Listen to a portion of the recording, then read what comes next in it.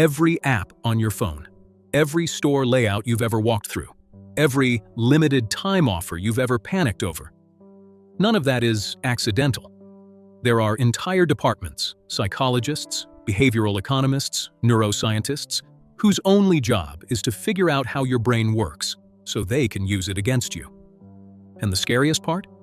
It works on everyone. It works on people who know about it. It works on me. It probably worked on you this week. Today I'm pulling back the curtain on the specific psychological tricks companies spend billions of dollars deploying on you every single day.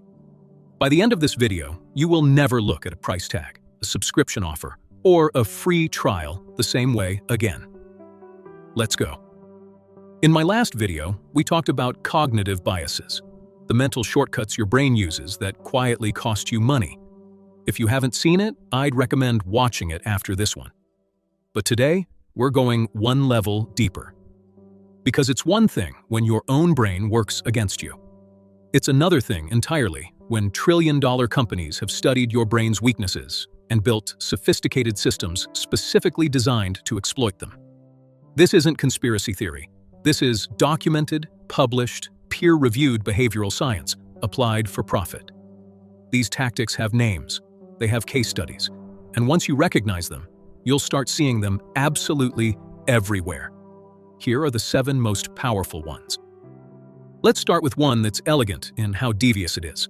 The decoy effect. You're buying popcorn at a movie theater. Small is $4. Large is $8. You think, that's a big jump, I'll take the small. But then you see it. Medium is $7.50. Suddenly, the large feels like an incredible deal. For just 50 cents more than the medium, you get significantly more popcorn. You get the large. You feel smart.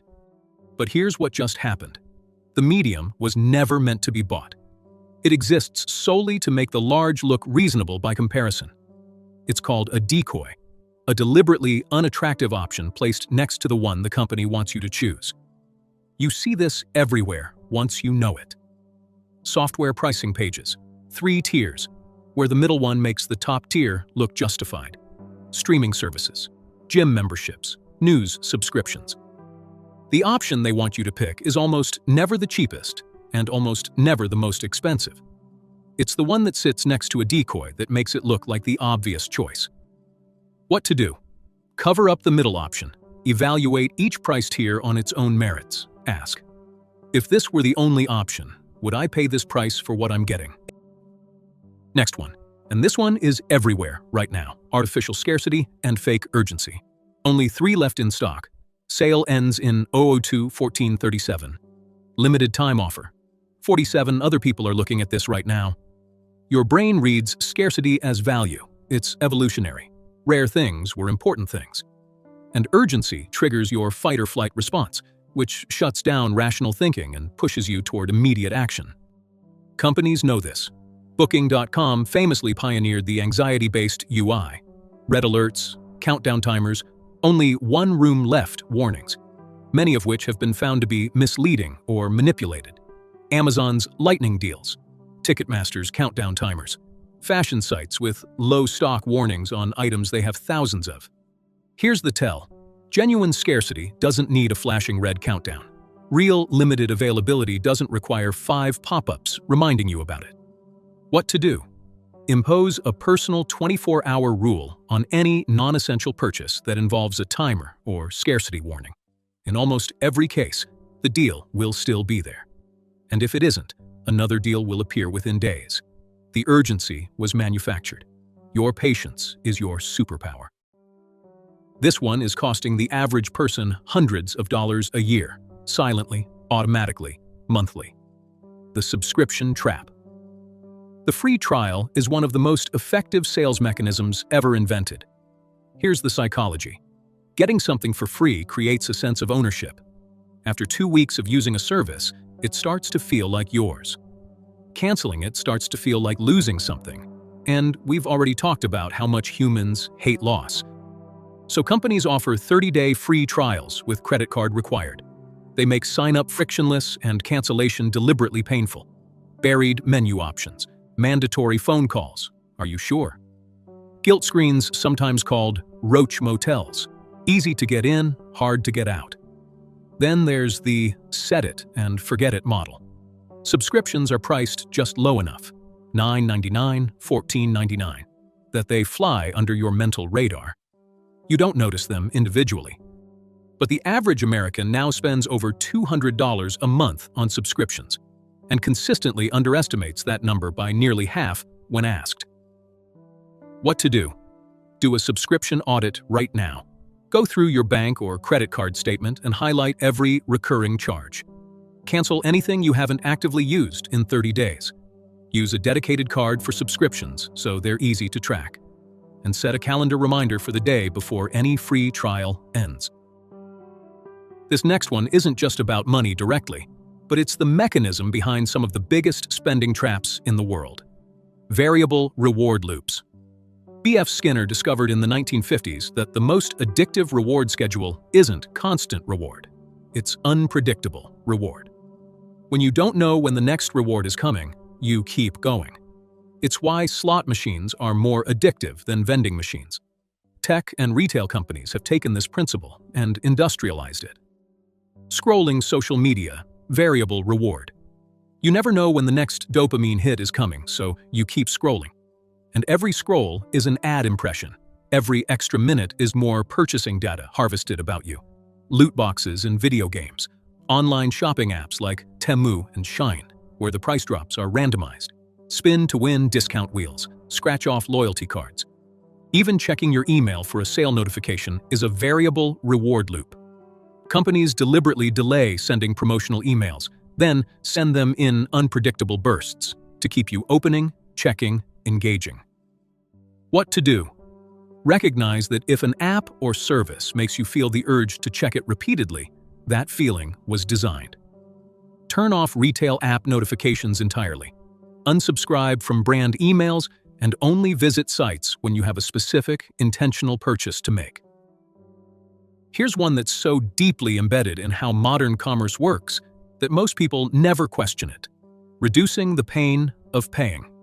Spending money hurts. Literally, neuroimaging studies show that paying for things activates the insula, the part of your brain associated with pain. Companies have spent decades figuring out how to numb that pain. Cash hurts the most.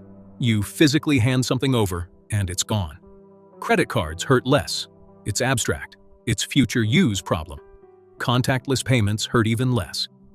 And now we have one-click purchasing, saved payment details, buy now, pay later services, and in-app currencies. In-app currencies are particularly clever. You buy 1,000 coins or tokens for $9.99. Then you spend 350 coins on something.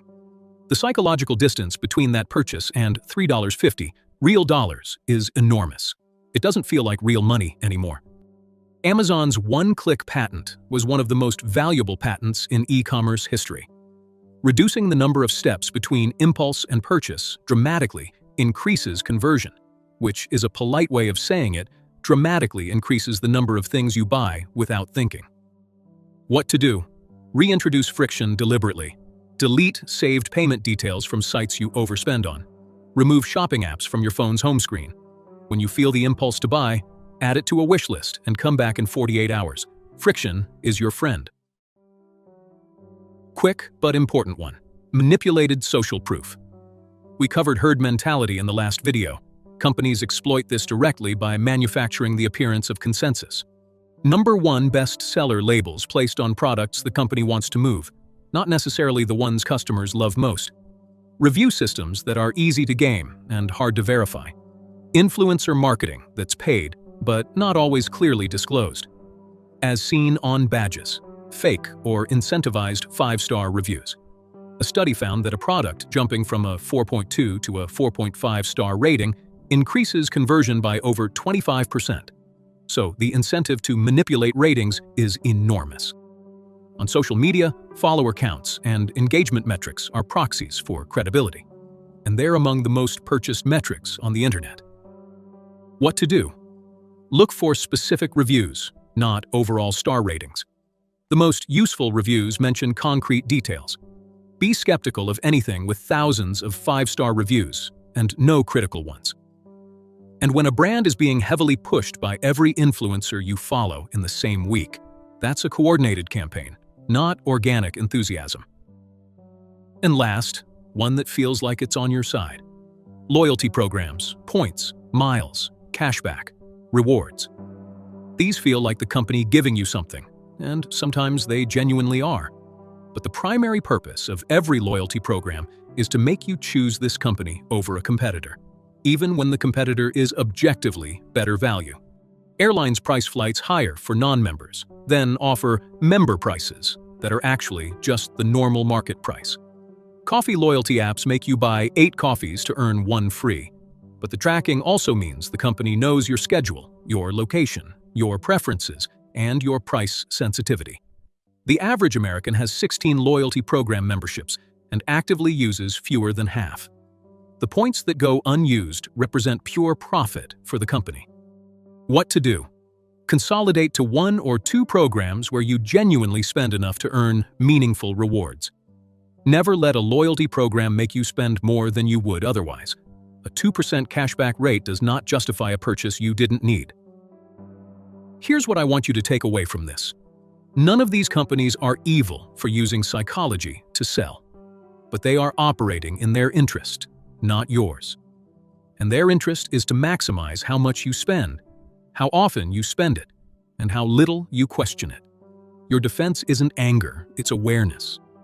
The moment you recognize the decoy, the countdown, the free trial, the stored card details, they lose power. Not completely. They're still effective, even when you know.